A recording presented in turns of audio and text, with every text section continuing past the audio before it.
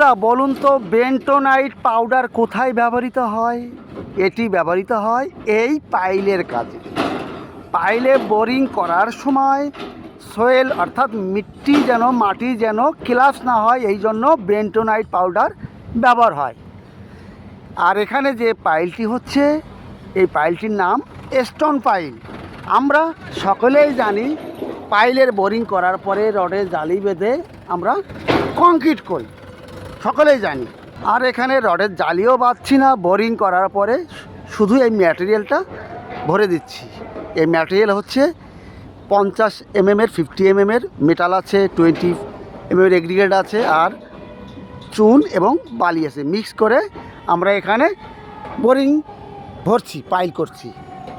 বন্ধুরা কমেন্টে জানাবেন আপনারা কে কে এই পাইলটা দেখেছেন। এই পাইলটির নাম হচ্ছে স্টোন পাইল। স্টোন পাইল কে কে দেখেছেন অবশ্যই জানাবেন। আর এখানে পাইলের টেস্টিংয়ের ফর্মুলা চলছে।